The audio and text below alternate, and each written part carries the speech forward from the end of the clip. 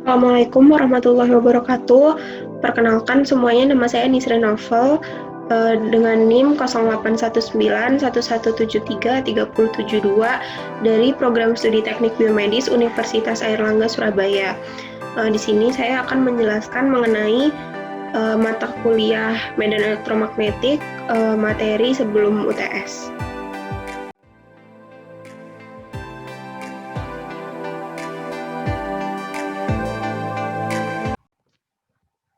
Baik, materi selanjutnya yaitu mengenai konsep dasar potensial listrik. Berdasarkan materi sebelumnya, sudah kita ketahui bahwa karakter medan listrik adalah curl medan listrik adalah 0. Untuk pembuktiannya juga sudah dibahas pada materi sebelumnya, yaitu dengan meninjau kasus paling sederhana pada muatan titik tunggal. Berdasarkan sifat curl E sama dengan 0, dari rumusan curl E sama dengan 0, maka ada satu medan skalar VR yang memenuhi E sama dengan plus minus del R dikalikan dengan vektor R. Medan skalar VR ini yang disebut dengan medan potensial listrik. VR merupakan medan bersatuan Newton meter per coulomb, bukan energi. Konsep ini disebut sebagai konsep satu potensial listrik. Selanjutnya, telah diselidiki tanda plus atau minus yang cocok untuk persamaan satu. Nah, telah ditunjukkan bahwa integral A sampai B EDL sama dengan 1/4 pi epsilon 0 dikalikan dengan Q per RA minus Q per RB.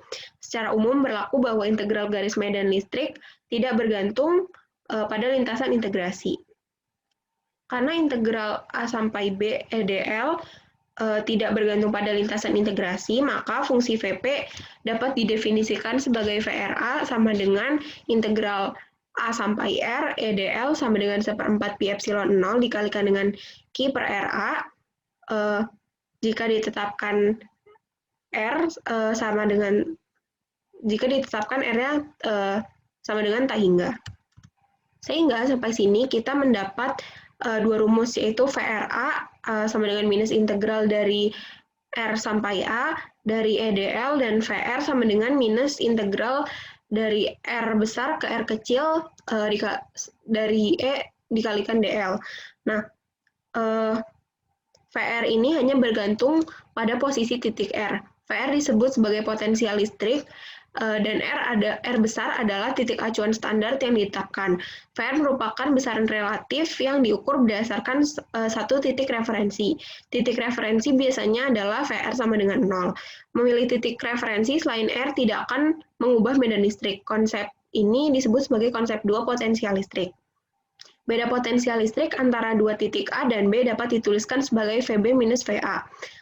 Setelah rumusnya dibedah lebih lanjut, maka VB minus VA sama dengan minus integral dari A ke B EDL. Beda potensial ini sering disebut sebagai tegangan listrik atau voltage dengan satuan volt. Menurut teorema gradien, VA minus VB sama dengan integral dari A ke B dari del V dl. Karena VB minus VA sama dengan minus integral EDL dari A ke B, maka integral del V dari A ke B dl sama dengan integral E dari A ke B dl, sehingga E sama dengan minus 16 V. Konsep ini merupakan tiga konsep potensial listrik yang menjelaskan kaitannya antara medan listrik dengan potensial listrik. Dari konsep tiga potensial listrik, bisa kita dapatkan persamaan Poisson, yaitu karena E sama dengan minus del V dan divergence E sama dengan rho per epsilon 0, maka persamaan pertama disubstitusi dan akan mendapatkan bahwa divergence dari E sama dengan minus del kuadrat V. Sehingga didapatkan persamaan Poisson, yaitu nabla kuadrat V sama dengan minus rho per elemen 0. Biasanya persamaan ini muncul pada masalah matematis elektrostatistika untuk dicari solusinya. Selanjutnya kita akan masuk ke contoh soal. Fungsi berikut ini merupakan medan listrik. Tentukan beda potensial listrik antara titik 11 dan titik 42. Oke. Untuk menjawab soal nomor 1, pertama-tama kita buat terlebih dahulu ilustrasi dari kedua titik dan garis yang menghubungkan. Misal titik 11 dinamakan dengan titik P dan titik 42 dinamakan dengan titik Q. Maka VQ minus VP adalah minus integral P menuju Q dari EDL. Karena DL sama dengan DXI dan di plus DYJ, maka sama dengan 1/16 dikalikan dengan X kuadrat Y minus 1/3 Y pangkat 3 I ditambah 1/3 X pangkat 3 minus XY kuadrat Y. Selanjutnya kita kembalikan ke persamaan awal, yaitu VQ minus VP sama dengan VQP sama dengan integral P menuju Q dari EDL, sehingga persamaannya menjadi seperti yang ada di layar. Lalu kita substitusikan dengan persamaan Y sama dengan 1/3 X plus 2/3, sehingga DY sama dengan 1/3 DX atau DX sama dengan 3 DY. Kemudian setelah disubstitusikan, persamaannya kembali dianalisis, lalu batas-batas integralnya dimasukkan. Demikian juga dengan dimasukkannya nilai variabel, sehingga didapatkan bahwa beda potensial antara titik Q dan P adalah minus 2 volt. Selain menggunakan cara tersebut, juga bisa melalui lintasan lain, yaitu lintasan melalui sumbu X dan sumbu Y. Selanjutnya kita akan membahas soal nomor 2, yaitu bagi medan listrik berikut ini, tentukan potensial listrik dari suatu titik P dengan persamaan medan listrik E sama dengan K dikalikan Y kuadrat I ditambah 2XY plus X kuadrat Y plus 2YZK dengan K adalah konstanta sembarang. Untuk mengerjakan soal ini, kita gunakan rumus VP sama dengan minus integral PR menuju tak terhingga dari EDL, mohon maaf. Sehingga dipilih lintasan integrasi VPO sama dengan minus integral O menuju PEDL.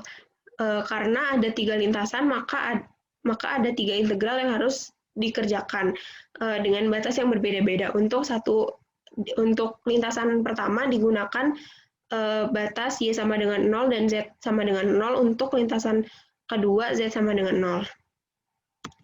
Sehingga perhitungan pada VPO di sini kita bedah menjadi 3. Untuk perhitungan lintasan pertama, karena E sama dengan 0 dan DL sama dengan DXI, maka EDL sama dengan 0. Untuk perhitungan kedua, E sama dengan K dikalikan dengan Y kuadrat I ditambah 2XY, J, DL sama dengan DYJ. E kali DL sama dengan K, 2XY DY. Untuk perhitungan ketiga, E sama dengan K dikali Y kuadrat I ditambah 2XY ditambah Z kuadrat J ditambah 2YZK dengan DL sama dengan DZK, sehingga EDL sama dengan 2YZ DZ. Lalu hasil perhitungan ketiga lintasan kita kembalikan ke persamaan semula, sehingga didapatkan rumus VPO sama dengan minus K dikali XY kuadrat plus YZ kuadrat. Untuk memeriksa kebenaran rumus ini dapat digunakan rumus del V sama dengan minus E. Selanjutnya kita masuk ke potensial listrik bagi distribusi muatan terlokalisir. Fungsi yang digunakan adalah persamaan potensial listrik, yaitu VR sama dengan minus integral 0 sampai R EDL. Selanjutnya, kita akan masuk ke potensial listrik bagi distribusi muatan terlokalisir. Fungsi yang digunakan adalah persamaan potensial listrik, yaitu VR sama dengan minus integral dari 0 menuju R EDL. Di sini titik 0 merupakan acuan standar. Bila ditetapkan bahwa titik acuan berada di jarak tak terhingga, maka potensial listrik bagi muatan listrik titik yang ada di pusat koordinat adalah VR sama dengan Q/4Pi epsilon 0 R. Bila hanya terdapat satu sumber muatan, maka rumus VR adalah Q/4Pi epsilon 0 C. Bila ada banyak sumber muatan, maka rumus menjadi 1/4 Pi epsilon 0 dikalikan dengan sigma Q dan C karena merupakan jumlah dari semua sumber muatan. Bila sumber muatan memiliki volume, maka rumusnya menjadi 1/4 pi epsilon 0 dikalikan integral PR aksen per si D tau aksen. Jika sumber muatannya merupakan muatan garis, maka rumus VR sama dengan 1/4 pi epsilon 0 integral lambda R per si DL, dengan lambda merupakan Ki perpanjang garis. Jika sumber muatannya merupakan muatan permukaan, maka VR sama dengan 1/4 pi epsilon 0 dikalikan integral theta R per si dA aksen, dengan theta merupakan Ki persatuan luas permukaan. Selanjutnya, kita akan membahas mengenai bagaimana menghitung potensial pada sumbu sebuah muatan cincin. Misalnya, terdapat sebuah muatan cincin yang berjarak sejauh R dari titik P.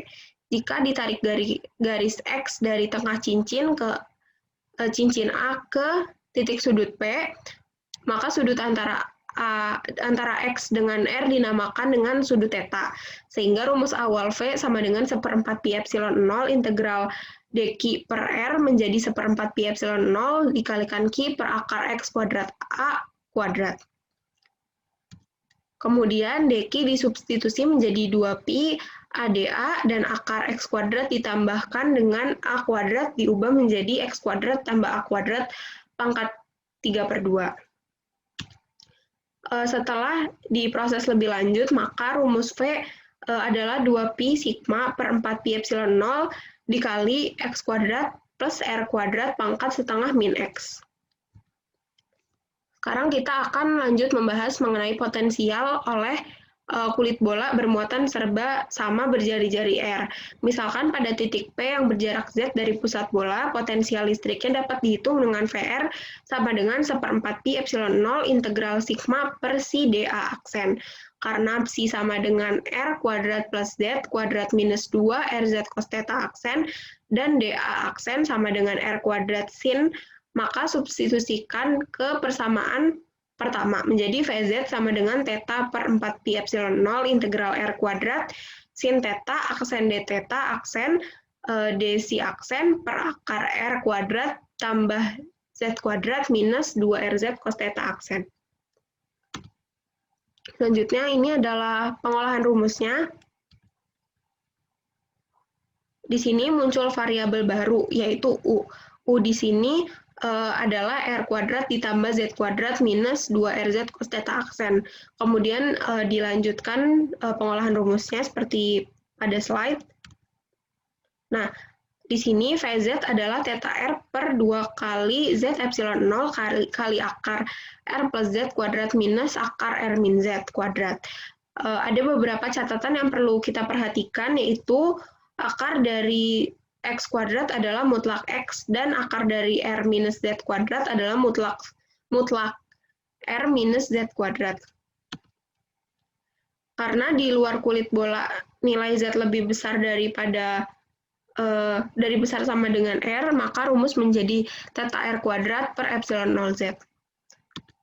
Sementara A jika titiknya berada di dalam kulit bola, maka Z kurang dari sama dengan R, sehingga potensialnya adalah theta R per epsilon 0.